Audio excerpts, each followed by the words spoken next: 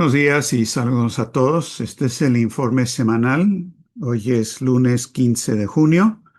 Mi nombre es Denis Small del movimiento La Rochista. Bueno, después de muchas semanas y, perdón, y muchos anuncios falsos, parece que hay un acuerdo preliminar entre Estados Unidos e Irán. No es tanto así como cuando sale el humo gris y dicen habemos papam, pero parece que hay algo. Ahora, ¿qué tanto va a durar? ¿Cuán sólido va a ser? Eso va a depender porque aquí hay muchas preguntas y mucha gente interesada en sabotear cualquier acuerdo eh, al que se pueda haber llegado. Pero parece que por lo menos según lo que anuncian, no nada más de la Casa Blanca, porque eso no es confiable, pero lo que están diciendo los portavoces de Irán es que sí hay un acuerdo básico.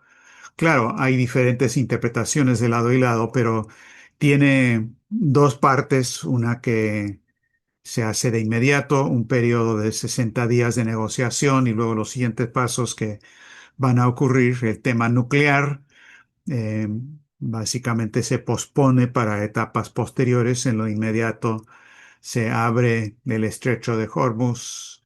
Este, Estados Unidos dice que no, nadie va a tener que pagar cuotas, eso está libre. Sin embargo, todo indica que Irán con Omán parece que están en control. Lo que sí es que los dos lados aceptan que tiene que haber un cese al fuego en todos los puntos del conflicto y dice explícitamente el acuerdo que esto incluye Líbano. Y este es un punto extremadamente delicado porque en efecto es el punto, el talón de Aquiles del acuerdo en el sentido de que Netanyahu y el gobierno de Israel tienen todas las intenciones de sabotear el acuerdo y la manera de hacerlo es simplemente seguir atacando a Líbano, bombardear a Beirut, cosa que han hecho, e Irán necesariamente va a responder, como lo han hecho ya en contra de Israel. Eh, Trump ha eh, tomado muchos pasos últimamente en estos últimos días para tratar de asegurar que esto sí pueda avanzar, básicamente porque está en un callejón sin salida, políticamente, militarmente, en todo sentido, económicamente además, porque Trump está en una situación que por lo que él mismo ha hecho por órdenes e instrucciones de Londres y de Wall Street, se ha metido en una situación donde tiene todas las de perder y perder. Esto es una situación perder, perder. Haga lo que haga, porque no pudieron derrotar a Irán y por lo tanto eh, toda la situación ha cambiado, porque Irán ahora también ha demostrado que tiene una capacidad y una disposición de represalias asimétricas, es decir, responder en contra de Israel, por ejemplo, si siguen con sus ataques al Líbano. Por lo tanto, hay una situación bastante complicada. Ya el gobierno de Israel dijo inmediatamente, nosotros no formamos parte de este acuerdo y no aceptamos el acuerdo. El ministro de Defensa Katz, Ben-Gvir y otros han dicho que van a seguir atacando al Líbano, pase lo que pase, y así habrá que ver. Ahora, también se puede tener una idea del potencial de haber, por lo menos por el momento, parado esta guerra. Eh, lo que se puede decir es que es mucho mejor esto, no es una solución, pero es mucho mejor esto que simplemente retomar la guerra al 100%. Pero la reacción que ha habido, por ejemplo, en círculos neoconservadores en Estados Unidos, los grupos pro-Israel están histéricos con el acuerdo, están totalmente en desacuerdo. Me refiero a John Bolton, por ejemplo, me refiero también a Lindsey Graham, el senador Graham, el otro senador Wicker, que dice que hay que lanzar una guerra nuclear en contra de Rusia. Todos están histéricos en contra del acuerdo y se oponen. Otra indicación muy interesante en términos de la dinámica de lo que está pasando es el hecho de que dos cosas. Primero, Trump recibió una llamada iniciada por Putin. Ayer, el cumpleaños de Trump, cumplió 80 años de edad. Y Putin fue el primer jefe de Estado que le habló para felicitarlo. Y por supuesto, como dijo Ushakov, el portavoz del Kremlin, en un informe detallado de la llamada, es que se hablaron muchos temas. Se habló de Irán, se habló de la situación de Ucrania, se habló de todo, pero también fue una discusión amena entre amigos, etcétera, etcétera. Putin sabe cómo manejar la situación. Y lo que Ushakov dijo, por ejemplo, es: por nuestra parte, hemos expresado nuestra satisfacción por la aparente capacidad de Estados Unidos para contener el conflicto que podría haber incendiado toda la región e incluso extenderse más allá de ella, dijo Ushakov, para luego ampliar eso diciendo que el presidente Putin ha manifestado su disposición a seguir trabajando en favor de la estabilización de la situación y de abordar cuestiones profundamente arraigadas que aún deben tratarse con seriedad. Es decir, que no se ha resuelto todo el problema, ni mucho menos, pero que esto es un paso positivo. Ahora, hay un comentario que no se ha confirmado, pero que viene de fuentes de Irán, en los medios, publicados en los medios de Irán, que hace algunas semanas el gobierno de Irán incluyó en el equipo negociador para la toma de las decisiones dos psicólogos profesionales para consultarlos sobre la mejor manera de plantear la respuesta a Trump, entendiendo que él es una persona con problemas psicológicos profundos y que esto es algo importante. No me consta, no sé, pero da una idea del tipo de discusión que hay. Eh, bueno, esto en cuanto a simplemente las noticias del momento, que son por el momento relativamente positivas, pero cabe recalcar, y este es uno de los puntos centrales que quería enfatizar con ustedes hoy, que es cierto que estas guerras, la de Ucrania y especialmente ahora la de Irán, ha conducido a grandes problemas económicos, aumento de la inflación, falta de petróleo, falta de fertilizantes, todo eso es verdad. Pero sería un error fatal pensar que son las guerras que causan la crisis económica. La causalidad es al revés, es la crisis sistémica de la economía y del sistema financiero que está provocando las guerras. Y si uno trata de resolverlo con esa evaluación incorrecta de la causalidad, va a fracasar, nunca va a funcionar. Sin embargo, si se aborda desde la perspectiva del tipo de cambio fundamental en el sistema financiero y de seguridad internacional, por lo menos eso plantea la base fundamental para resolver lo que está causando las guerras. De ahí la importancia que lo que va a ser el Instituto Schiller en estos momentos y toda la organización LaRouche es emprender todavía más activamente la discusión en torno al plan Oasis extendido como la base económica para resolver la crisis, no solamente de esa región, sino tomado globalmente, es resolver el problema fundamental de fondo que está causando esta situación. Ahora, si es cierto, como estoy afirmando, que la causa de las guerras es esta crisis económica, bueno sería saber, bueno, cómo nos va, cómo andamos en eso. Bueno, hemos estado diciendo últimamente, el último año aproximadamente, que la cantidad mundial de agregados financieros llega a más o menos 2.400 billones de dólares. Ese 2 seguido de 15 ceros.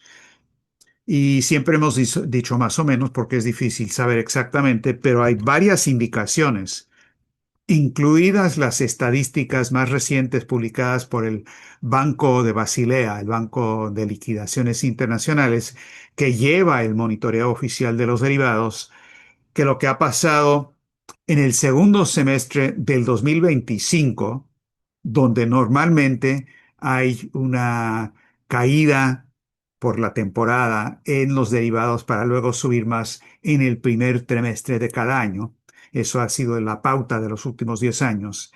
Sin embargo, en esta ocasión, en el segundo trimestre del 2025, no han caído los derivados, se han mantenido estables. Esto nos indicaría, es una hipótesis, vamos a ver, saberlo pronto, que el ritmo de crecimiento de los derivados y por lo tanto los agregados financieros está creciendo a un ritmo mayor que antes. Y por lo tanto, es muy probable que el nivel actual de los derivados, o más bien de todos los agregados financieros, está en 2.500 billones o más. Eso número uno. Número dos, este cáncer especulativo mundial que LaRouche ha designado como tal desde tiempo atrás, en los últimos años ha tenido una metástasis al, al aspecto del sistema monetario mundial, que son los bonos del Tesoro de Estados Unidos, que ha sido la piedra angular de todo el sistema de Occidente y que por el momento se había mantenido hasta el momento relativamente aislado de la peor especulación. Pero lo que ha ocurrido en los últimos 6 meses, años, un año, es que esa especulación, ese cáncer de los fondos de especulación, de las criptomonedas, las llamadas monedas estables, se ha extendido, ha habido metástasis al sector de los bonos del tesoro.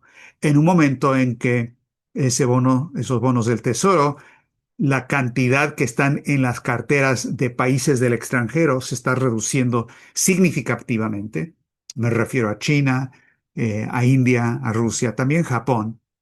Y se ha vuelto una situación donde el propio Tesoro de Estados Unidos es el que ha tenido que, o más bien la Reserva Federal ha tenido que comprar los bonos del Tesoro. Esto es una situación imposible. Es más, lo que el Tesoro ha estado tratando de hacer para minimizar el impacto de la inflación en los aumentos de las tasas de interés, y ahorita llego a eso, es que ha tratado de vender bonos más y más y más de corto plazo. Corto plazo quiere decir 2 semanas, 4 semanas, un mes, 6 semanas, algo así, porque la inflación no se expresa tanto en esas tasas de interés, supuestamente. Pero el resultado de eso es que ha habido un cambio de la composición interna de la deuda del Tesoro con estos bonos hacia bonos de más y más corto plazo.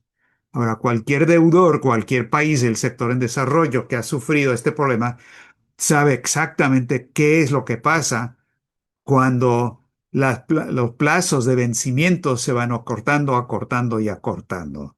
Básicamente están trayendo una situación donde va a haber una explosión de posibles impagos.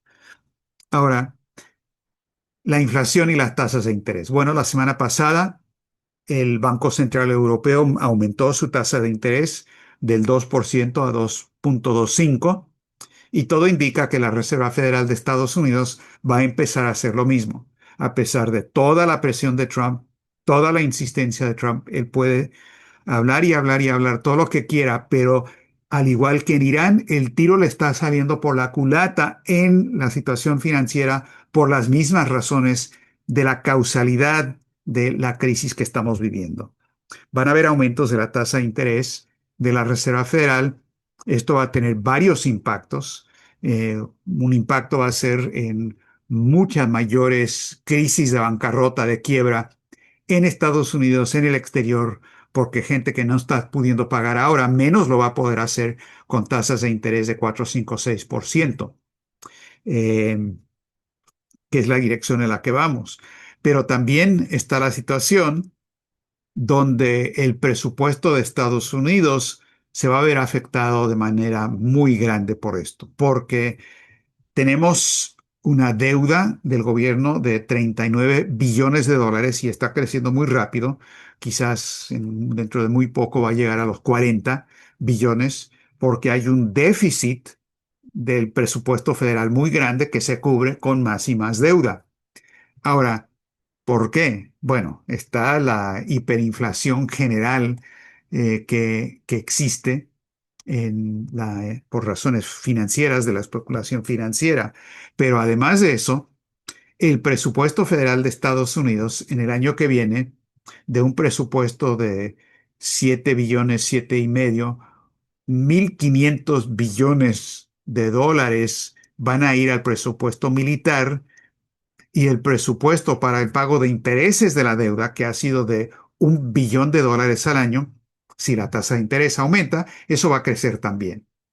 Si tomamos estos dos elementos, que son netamente, absolutamente improductivos en la economía y en el presupuesto, estamos hablando de más de un tercio del presupuesto federal de Estados Unidos. Ahora, esta es una situación de una crisis total, pero también los aumentos de las tasas de interés van a afectar la deuda estudiantil, la deuda de las corporaciones, lo que son las especulaciones en los fondos de compensación, los hedge funds y demás.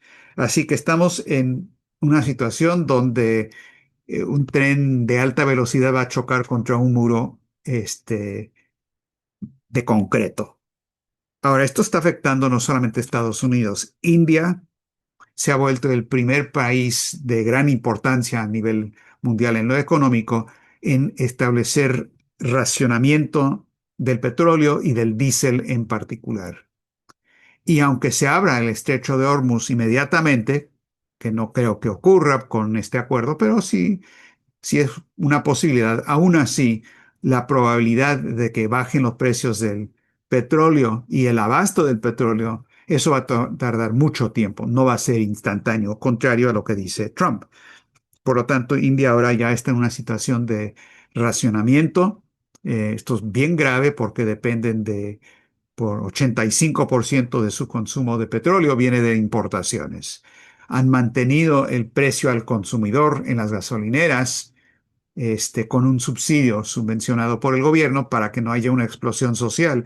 Pero esa explosión social se está transfiriendo al nivel internacional porque ahora va a haber una corrida de fuga de capitales en contra de India organizada por Wall Street, precisamente porque están teniendo que gastar tanto dinero para poder subvencionar ese petróleo. No solamente ahí, también Rusia. Ahora, aquí hay noticias muy interesantes.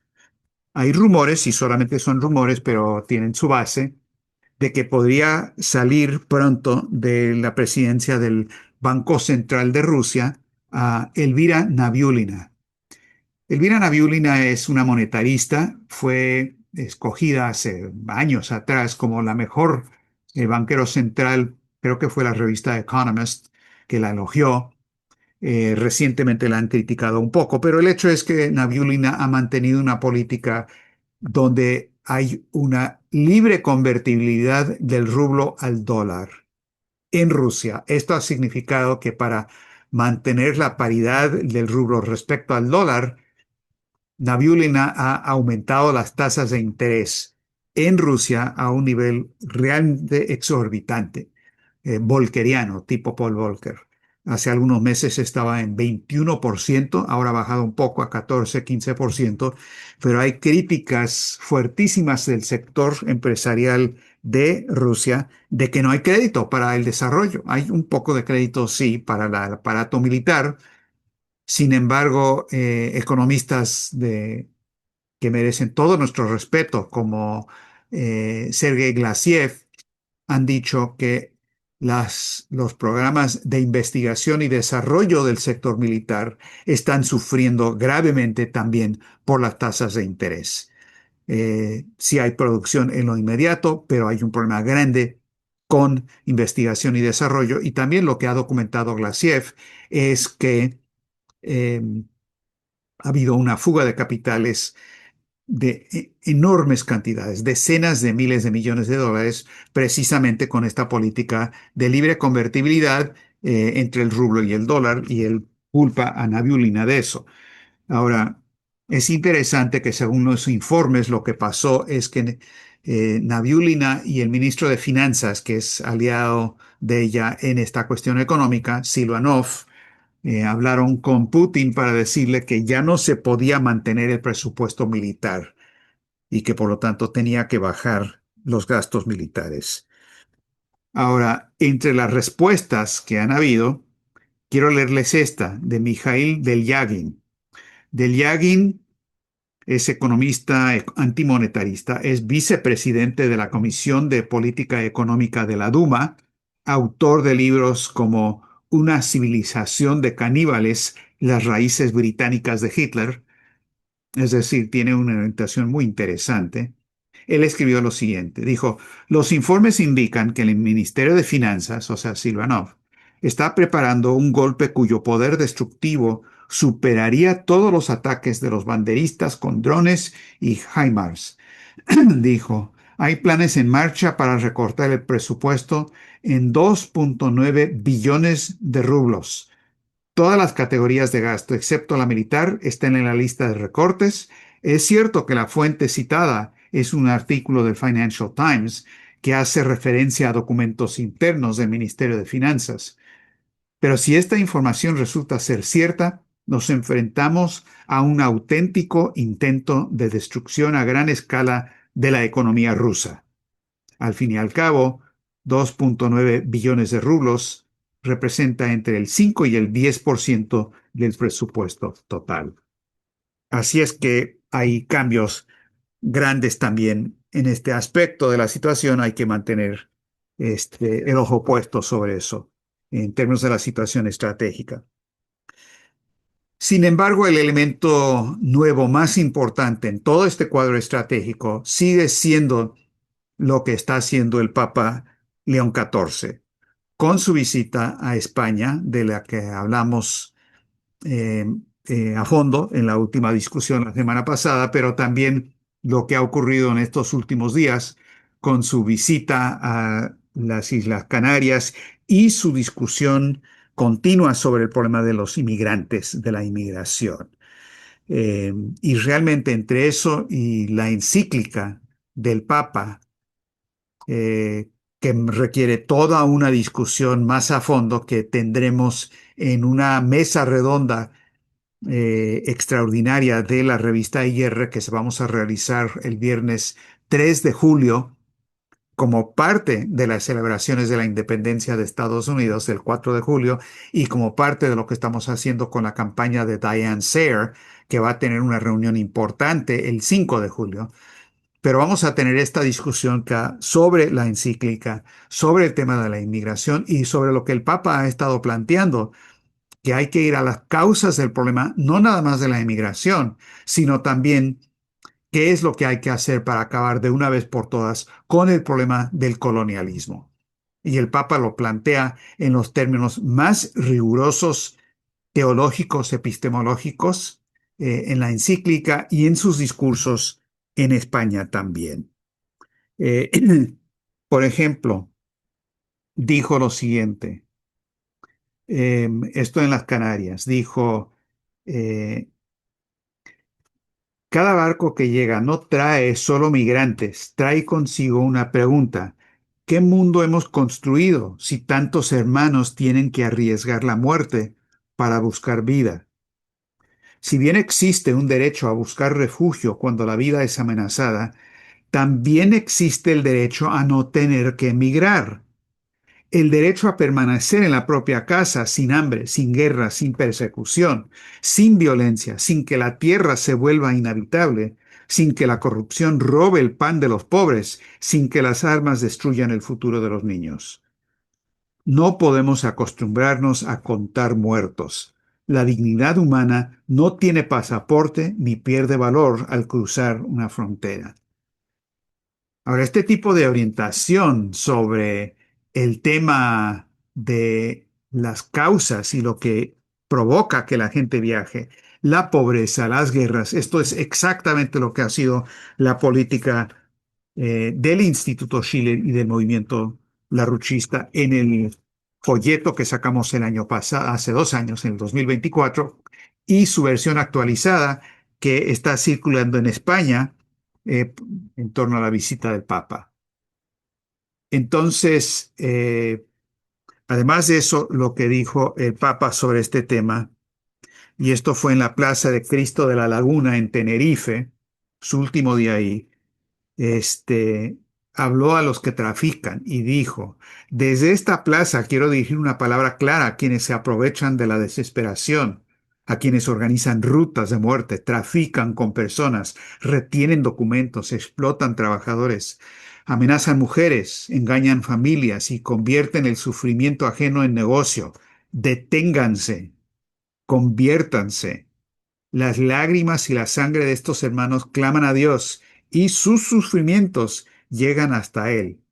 Dijo, por cada vida perdida, cada familia engañada, cada cuerpo sometido, cada mujer amenazada, cada trabajador explotado, habrán de comparecer ante la justicia divina. Bueno, cierra comillas, una declaración científicamente correcta, pero también muy dura, muy fuerte. Y luego apeló a los propios migrantes. Dijo, esto es una cuestión de integración. Y su concepto de integración refleja la idea de Nicolás de Cusa de la coincidencia de opuestos. Es la idea de que siempre puede haber un uno superior a los muchos que incluye, eh, defiende el interés de cada uno de esos muchos. Sobre el tema de la inmigración, dijo, integrar no significa borrar la historia de quien llega, ni exigirle que deje atrás todo lo que forma parte de su memoria. Tampoco significa crear mundos paralelos, cerrados unos a otros, donde las personas conviven sin encontrarse realmente. Integrar es un camino recíproco. Y les dijo, a ustedes, queridos hermanos migrantes, les corresponde una parte noble y necesaria de este camino. Abrirse con confianza a la comunidad que les recibe, aprender su lengua, respetar sus leyes, conocer sus costumbres, participar en la vida común y ofrecer con gratitud sus dones. Y terminó diciendo, hablamos ante todo de personas creadas a imagen y semejanza de Dios, antes que de categorías jurídicas o de problemas que administrar. Cada vida perdida en estas rutas es un fracaso para la familia humana. Así que esto lleva la discusión más adelante en cuanto a abordar los problemas de fondo de la migración forzosa que denunciamos en nuestro informe. Es una tremenda ironía de la historia moderna que estos discursos del Papa ocurren el mismo día, el 12 de junio, que la Unión Europea emite su nueva doctrina sobre la migración, que básicamente es crear centros para deportar a la gente y hacer que sea muy rápida el proceso después de negarles entrada, expulsarlos del país. Están investigando 5 países, no nombran los países donde pueden enviarlos. Ahora, esto es lo que el Papa Francisco denunció como campos de concentración modernos, y es exactamente la misma política que hay en Estados Unidos. Entonces, lo que el Papa está haciendo es, sobre uno de los puntos más sensibles, plantear una manera de abordar el asunto que coincide con lo que dice el Instituto Schiller y Cusa y LaRouche, y que coincide programáticamente también con lo que hay que hacer. Y este va a ser uno de los puntos centrales de la discusión de la mesa redonda del 3 de julio. Ahora, bien importante en este sentido que el Papa va a ir a Francia, creo que septiembre, si no me equivoco, y luego va a viajar a Perú. Eh, Lógico que vaya a Perú, ya que casi es peruano. El Papa vivió 30 años en Perú.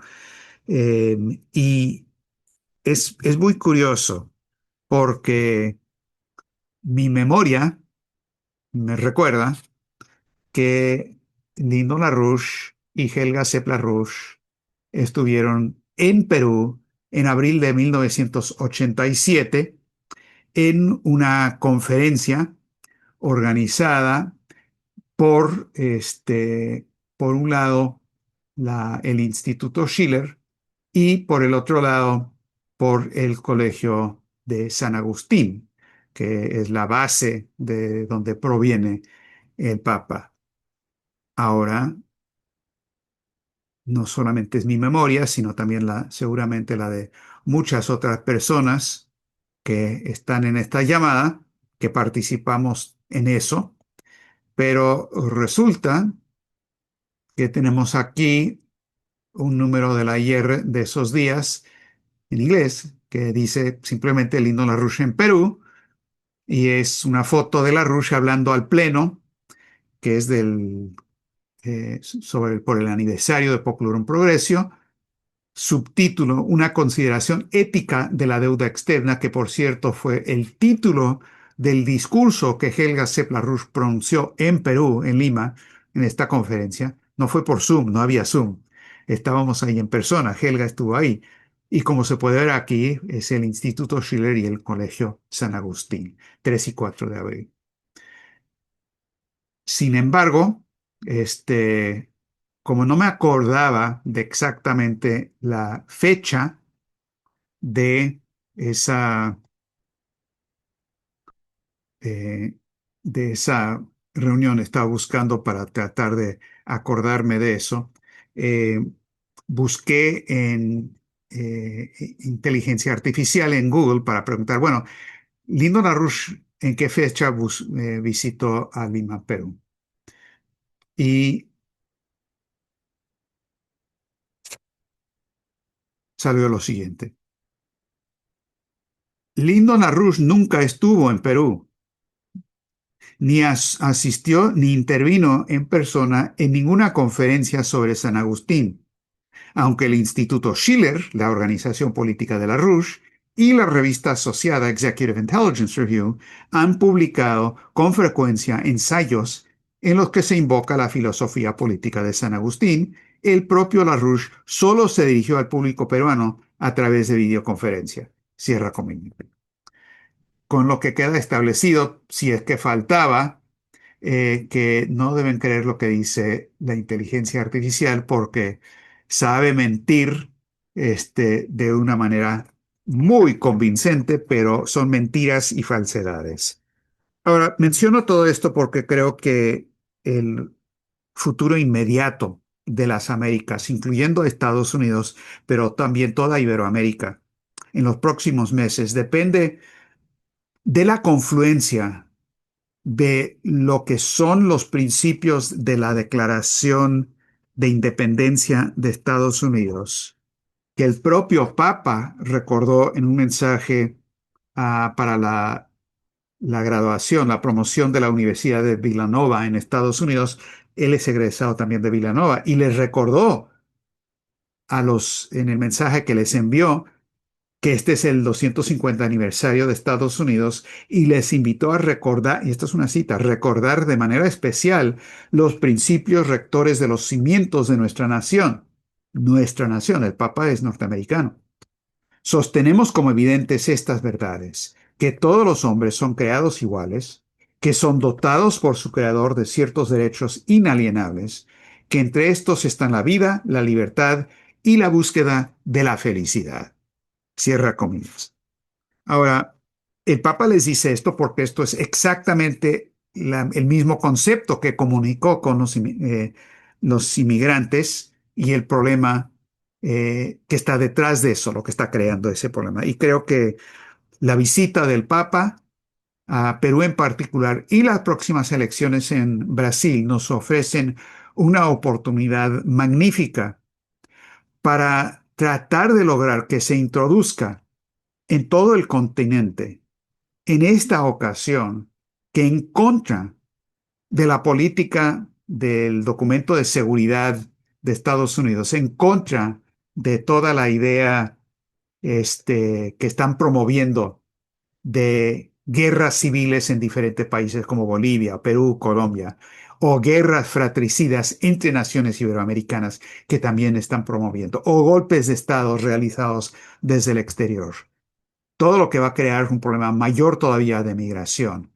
Que en contra de todo eso hay una solución para resolver el problema económico de fondo, la causa de la guerra, que es la causa de la inmigración, y es la idea de vincular el puerto de Chancay y todo lo que eso significa en Perú como punto de entrada de la franja y la ruta al continente sudamericano con el ferrocarril bioceánico que Perú, Brasil y China han contemplado juntos. Ahora, esto es algo que, francamente, el Papa debería promover, o gente en torno a esta visita y lo que significa esta orientación para el continente. Esta es la manera en que Lula, si hace campaña con eso, tomaría otra manera de sacarle ventaja o ganarle a Flavio, que es el representante del modelo económico de Milei, por así decirlo, diseñado en Londres y Tel Aviv. Pero es una manera de abordar también estos problemas de fondo, los asuntos de fondo que hemos estado discutiendo. Es decir, que la causa de la guerra que estamos viendo, las guerras en Ucrania y en Irán, y la guerra que están promoviendo en Sudamérica, en Iberoamérica, es la crisis económica, y no al revés.